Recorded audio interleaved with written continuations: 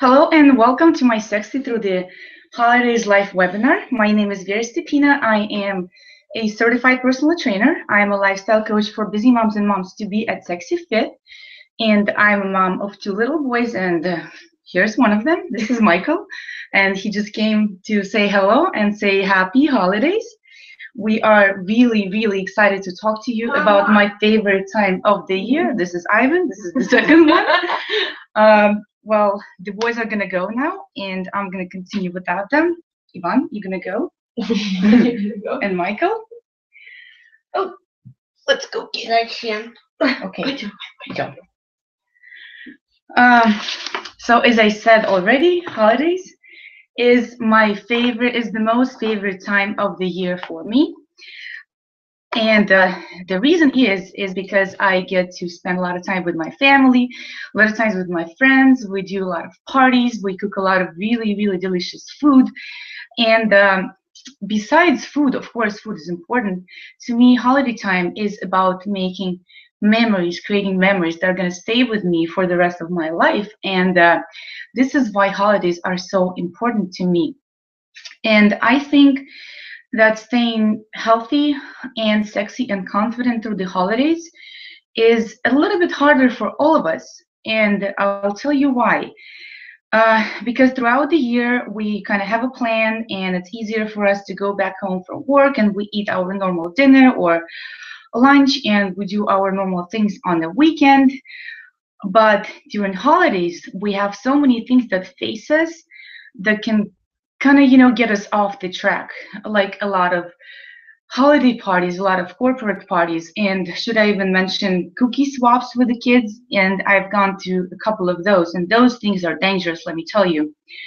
So it's a lot more important to have a really nice plan to follow throughout the holidays than it is to go throughout the rest of the year. And I always like to apply my favorite approach, and my approach is a 3-in-1, which is fitness, nutrition, and accountability. And it applies to the holiday time as well as it applies to the rest of the year. And I'm just going to look at my notes a little bit. So my first thing I want to talk about it is motivation. And I know it's a lot harder for us to stay motivated throughout the holiday season. And I want to talk about it a little bit more. So first of all, what is motivation? Motivation in itself, it's made out of two words, which is motive and action. Motive is the ultimate reason for everything you do, and action is action. So basically, motivation is your reason in action. So no matter how much you look at the six packs pictures on Pinterest, or good looking girls on Facebook and the fitness models that you follow, that is not going to motivate you enough to take any action. And what you need to do is you need to find that reason for yourself. And I like to call that reason your real why. And I'll share with you my a little story about my ultimate reason and how I found it. And some of you might know, some of you might not know. A couple of years ago, 2.5 years ago to be exact, my husband told me that I should have maybe thought about losing a couple of pounds because I was way over 200 pounds myself.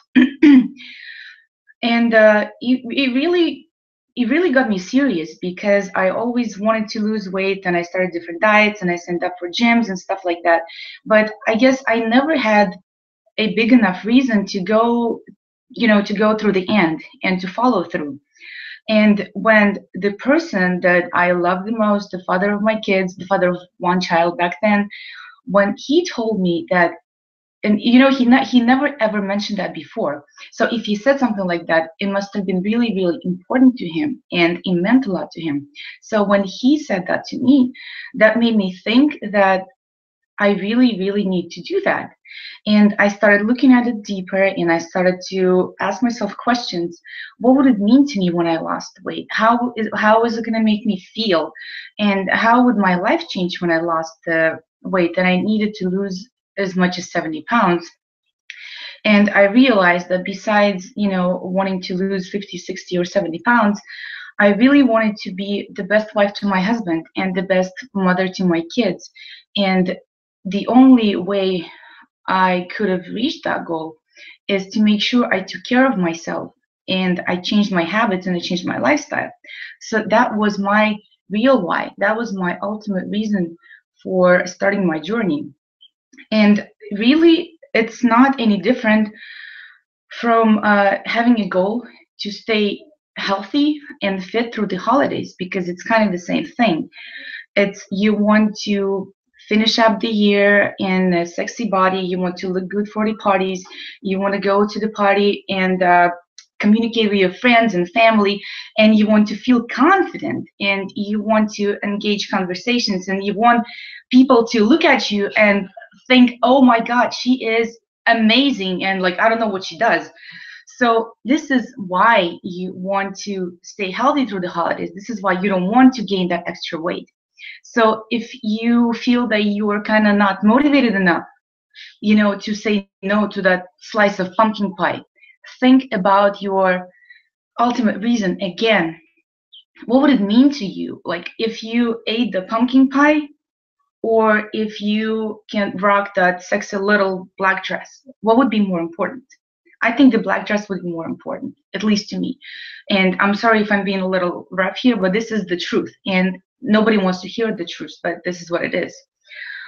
Now I want to go into talk about parties. We know we're going to go to a lot of parties. I'm hosting a 24-person party next Thursday, Thanksgiving next Thursday, and it's crazy. It's even crazy to believe that it's so close. We know there's going to be a lot of food. We know there are going to be drinks, and I know you're going to go to parties. You're going to have a glass of wine or 2 or 5 sometimes, and there's Christmas and there's New Year's Eve, and it's really hard to say no to all that food. So how do we go about attending parties and throwing parties at home without gaining weight? And I have to say that it's a lot simpler than you think. So my first strategy is you never ever go to the party hungry, ever. Because when you come to the party hungry, you're gonna start eating right away whatever you see on the counter or on the table. And what you're gonna see first is gonna be some chips and salsa.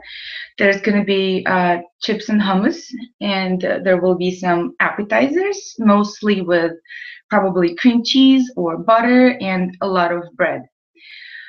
You shouldn't do that.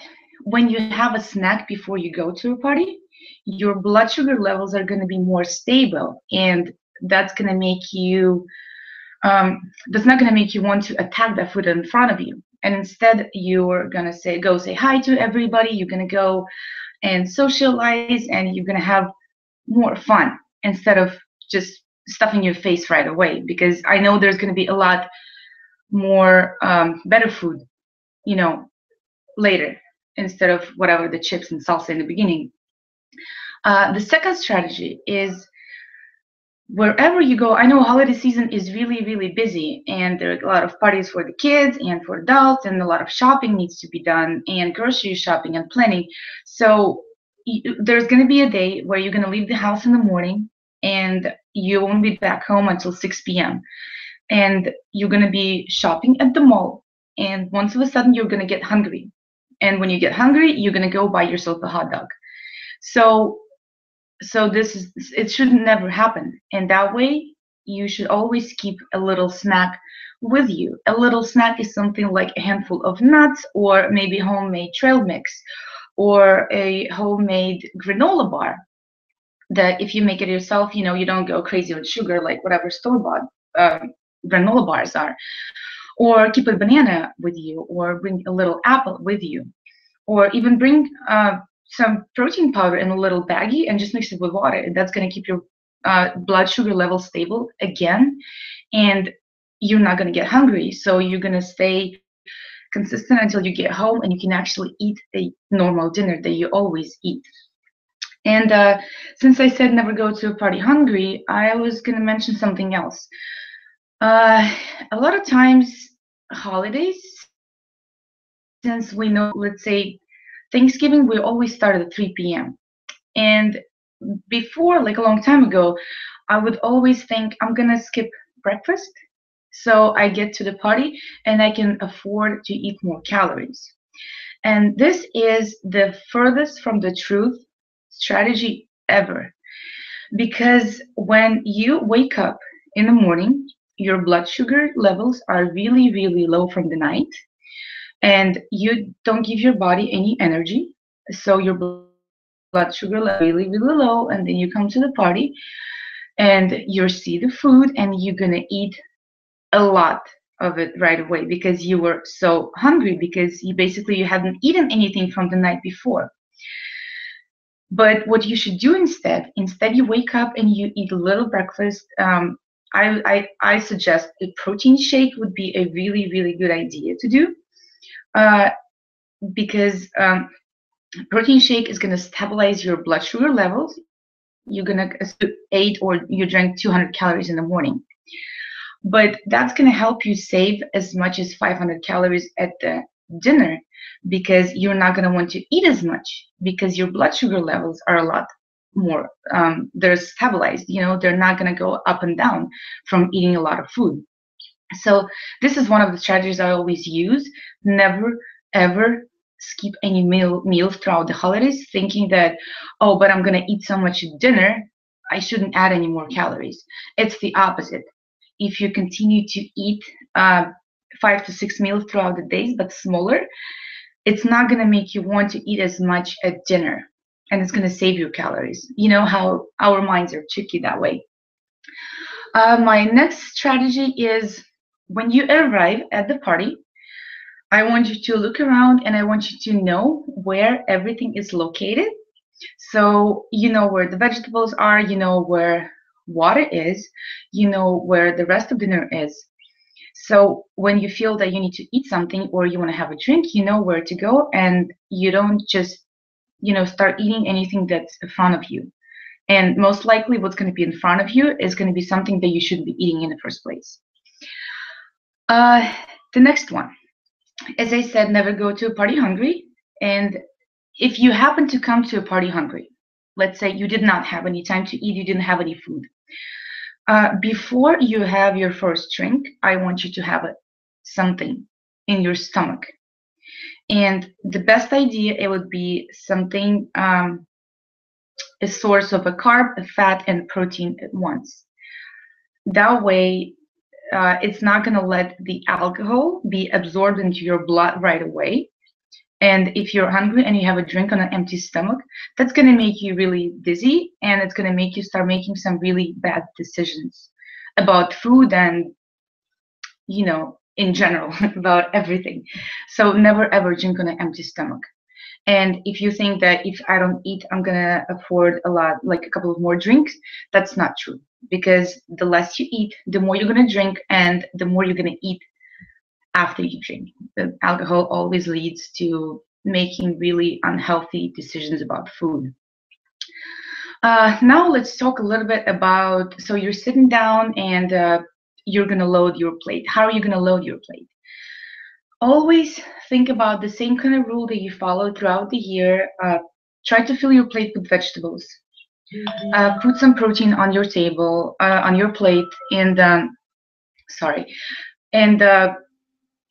to go easy on simple carbs like mashed potatoes and dinner rolls. And if you just think about food as of something, if you really, really must try your Aunt Susie's famous mashed potatoes or scalloped potatoes, then by all means, please go ahead and try some. But don't eat this much. Just half of a handful, it would be way more than enough for you. So think about that when you load the plate. Vegetables, protein, and a lot less carbs, because 99% there's going to be a simple carb that is going to turn into sugar, and it's going to make you crave even more a simple carb after that. Let's talk about a little bit how you can calculate what you see on the table, because we never have any idea about what we're eating and what's in it. And I'm just going to give you a few samples, and I wrote them down. A single serving of mashed potatoes, and it's mashed potatoes if it's made without sour cream or milk or cream cheese, can have as much as 170 calories and 31 grams of carb. And if it's something fancier, like let's say you add some sour cream and some cream cheese and you add some milk and you add some butter, it can go up to 350 calories, and it can have up to 16 grams of fat in it. Regular stuffing that you eat at Thanksgiving dinner can have as much as 350 calories and 17 grams of fat and about 44 grams of carb. Then you're gonna go and eat some dinner rolls, and you're gonna have some butter, and that's gonna come to about another 25 grams of fat and another 25 grams of carb. And then green bean casserole is a traditional dish for, Thanksgiving and Christmas, and it looks so innocent because you think it's vegetable, right? Well, yes, but how is that vegetable made? How is it made? It's made with butter, it's made with half and half, and who knows what else. So green bean casserole can have as much as 11 grams of fat and 25 grams of carb. And then some innocent things like cranberry sauce and gravy can add up extra 100 to 200 calories because cranberry sauce has a lot of sugar in it, and it can have up to 25 grams of carb in it because of sugar. And then we're looking at turkey, and you think, well, it's lean protein. Yes, if you eat turkey breast, but if you eat turkey leg, a small 4-ounce serving of turkey leg without skin can have up to 13 grams of fat in it. And then, of course, you're going to finish it up with something like a pumpkin pie or pecan pie. And I know those things are delicious, but that's going to come to another 21 grams of fat and 65 grams of carb. So let's count it. Let's calculate it. So this, you're going to have one dinner roll and some butter. You're going to have some mashed potatoes, a green bean casserole, a serving of stuffing, some turkey, cranberry sauce, gravy, and a piece of pie. A total amount of calories that you could have consumed at that table could be as much as 27 to 2,800 calories, and up to 100 grams of fat and 300 grams of carb. And that's the amount of calories that you should be eating for some people in 2 days. And the 100 grams of fat, that's how much you should eat in 2 days. And that's just one dinner. And what's going to happen after you eat all of that food? You're going to feel bloated, you're going to feel tired, and you're going to feel guilty. You're going to regret your decisions. So the reason I told you about this traditional holiday foods, because our tables are going to be filled with foods like that, and we're going to see them everywhere we go. And I'm not saying you shouldn't eat any of them. Just please be smart, please be a little bit smarter about it. When you go to a party and you sit down at the table, try a little bit of this and a little bit of that. But 1 tablespoon or 2 tablespoons of anything is going to be way more than enough. You don't need to eat a whole plate of mashed potatoes.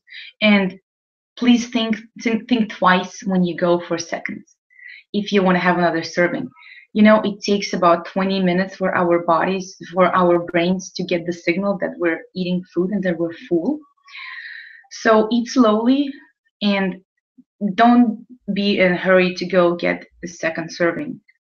Just wait a little bit, and instead, just talk to somebody, share jokes, or talk about what happened with you throughout the year. Just share something good memories, and this is what the holidays should be about anyway, right? Now I want to talk a little bit about sugars. And we all think sugar is just sugar, when in reality, a lot of things have sugar in them. And every simple carb actually turns into sugar in our body.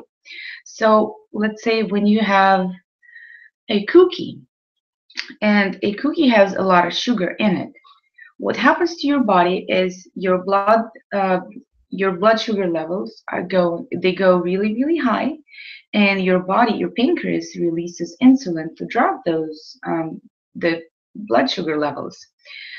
But our bodies don't always know how much, hormones to release. So sometimes when it's a lot of sugar, it releases a lot of insulin, and that makes your sugar level, blood sugar level, go down a lot lower than it normally would. And this is when you get the crush, and that's what's going to make you crave even more sugar. So basically, it turns into this vicious circle of why you can never have enough cookies, or you can never have enough French fries or mashed potatoes or anything that's sugar or simple carb. And I want to give you a couple of examples of our favorite holiday cookies. And I wrote down a few actually Christmas cookies. So let's say a classic sugar cookie can have up to 13 grams of sugar. Gingerbread man cookies can have up to 18 grams of sugar. Chocolate chip is the least harmful, and it only has 7 grams of sugar, and the snickerdoodle cookie can have 14 grams of sugar. And I actually took my time and I measured it out for you. So this is what 15 grams of sugar looks. It doesn't look like that much, but it's actually a lot. And if you eat 4 sugar cookies, this is how much sugar you're gonna eat in 4 sugar cookies. If I just gave you this bag right now, would you eat this sugar? I don't think so. I know I wouldn't. So just think about it twice again before you eat a lot of sugar. Try to stay away from too much of it. And an occasional cookie or a little slice of cake or pie, it's okay. But make it a special occasion. If it's something really, really special that you must try it, then go ahead and try it. But don't just sit there and mindlessly eat the Christmas sugar cookies because you were making them with the kids and nobody else is going to eat them. It's okay. Just give it to somebody else. Another really important topic is alcohol, because we know we're going to drink alcohol at the parties. And what happens with alcohol? We're going to have a lot of cocktails because that's what the parties are about. They're always going to be cosmopolitans and lemon drops and some fancy drinks.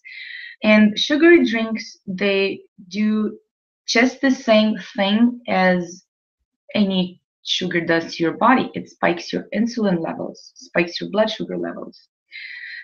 So sugar drinks are a lot more dangerous to you than anything else. So if you go to a party and you must have a drink, and by the way, you don't always have to have a drink, and since there are going to be a lot of parties, why don't you kind of decide which party you're going to have a drink and which party you're going to skip the drink.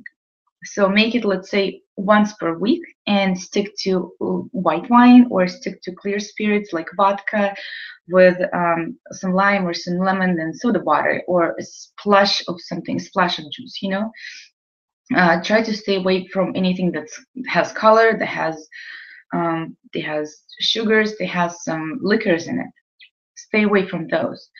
And, keep it between 2 or 3 drinks. And because, as I said earlier, alcohol is going to make you want to make some really bad decisions about food and about other things too.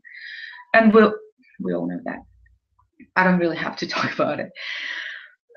So another thing I wanted to talk about it. So it happened, and you did eat a lot, and you overate, and you couldn't stop yourself, and you feel bloated, you feel tired, you feel guilty. And what I want to tell you is, stop that. It's okay. It happened, and it does happen to all of us. What do you need to do? Just get up and continue doing what you were doing before. I'm asking you, please do not try to go into some crazy 7-day cleansing diets, or please don't restrict yourself on whole carbs or on any food group. Just continue to eat healthy, small, regular meals throughout the day, 5 to 6 meals throughout the day. You don't have to clean your body after you overate. Your body is going to clean itself. That's how our bodies are made. So instead, have maybe a smaller breakfast. Eat some oatmeal, eat some eggs. Don't go crazy on, too much food. But please do not restrict yourself. Your body is going to help itself to clean, and it's going to help itself to restore, and it's going to restore the hormones and everything, the balance itself. Now I want to talk about a little bit about staying active. And I know it's not easy because it's getting colder, it's getting darker, it's getting windier. And I don't know where you are, but even here in California, it's already kind of dark at 4:30 p.m. And it's a lot harder for me to make myself go outside and go for a jog with the kids or even take them for a walk because it's just not that nice outside. And I understand that. So what I want you to do, I want you please put your workouts on the calendar. That way you don't really have an escape, You're still going to go and do that because you have it on the calendar. And just treat them as a very, very important meeting with yourself. And you are the boss and bosses don't cancel. So that's going to make you feel like, it's a meeting and you cannot get out of it. It's that simple, period. And when you do schedule your workouts, I want you to actually plan them. I want you to structure them. So you write it down, you write down 6 whatever lines. Today I'm going to do this and this and that. I'm going to do squats and lunges, and I'm going to do some sit-ups and some push-ups. So you know exactly what you're doing because you're not going to have this much time throughout the holidays. You're not going to be able to sit down and think, oh, today is a leg day. What am I going to do? So instead of doing that, just have it structured already for you, prepared and ready to start. And give yourself 30 minutes. That's all you need. You don't need any more time than 30 minutes. Do that 4 times a week. 4 times is really, really doable. Work out on Thanksgiving Day. You wake up, you work out the first thing in the morning. That's going to make you feel so good in the morning. It's going to give you such a big feeling of accomplishment. You're not even going to want to eat the pumpkin pie because you feel like you're doing something for your body. You're staying healthy. You're staying, fit and active. You see, what I'm talking about? So another good thing to do is to find somebody to be accountable to.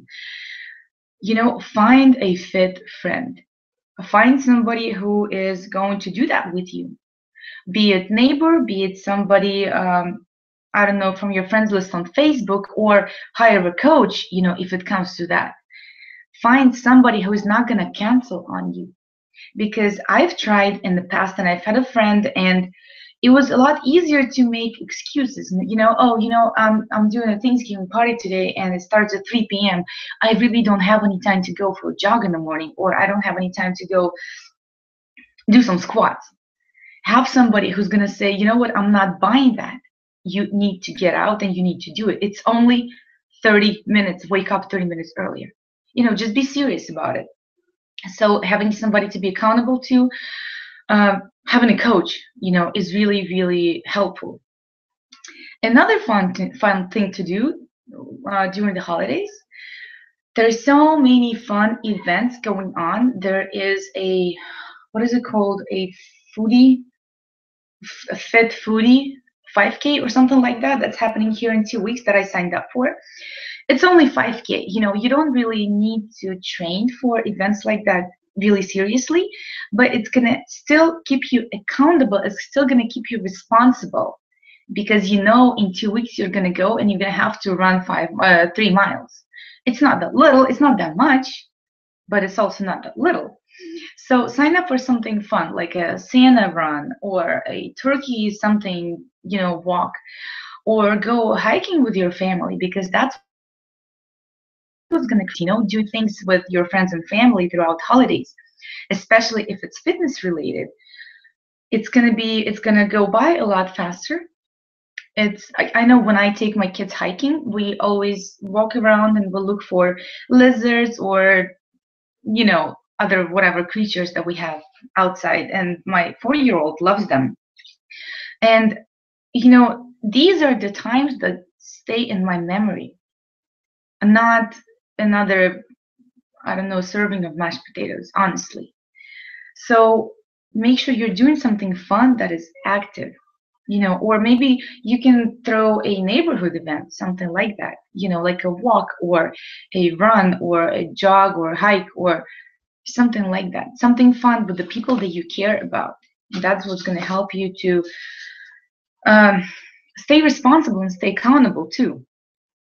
Another thing that I found really, really helpful, actually, I did that last year.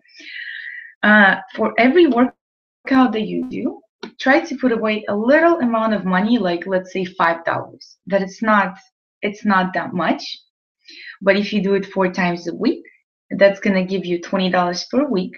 And if you do it consistently for 6 weeks, that's gonna give you $120. And for me, what I did, I bought a few nice things for myself that I usually, don't even think about buying, and I put it in my stocking, like a nice mascara or a nice lipstick or something like that. It's something little that's going to make you happy, like a little treat for you, but it's not food at the same time. So another strategy I want to give you, and I think this is the most important strategy, is it's a lot easier to take care of your health during holidays than having to lose 5 or 8 or 10 pounds or more in some cases in January. So if you really are serious about your health, and if you really care about what you look like and about what you feel like, because what you feel like on the inside is how you're going to look on the outside. And this is always the rule. So if you are serious about it, if you care about yourself, you're going to take some action, you're going to find some ultimate reason, and you're going to turn this reason into action, and you're going to do this, and you're going to try to stay happy and sexy and confident throughout the holidays. And if you don't feel confident enough, let me help you. Get me on your team. Let me be there for you and keep you accountable, because I'm going to make sure that you finish up 2014 as the happiest you've ever been, and you are going to start 2015 with the most confident self that you've ever been. So if you're interested, I still have a couple of spots on my one-on-one coaching, and I'm going to close my one-on-one coaching program in 2 weeks. So please reply to the email that I sent you this morning. We can schedule a talk, and I can give you a couple of strategies to get you started. And most of all, happy holidays, enjoy your holidays, and be merry. Thank you.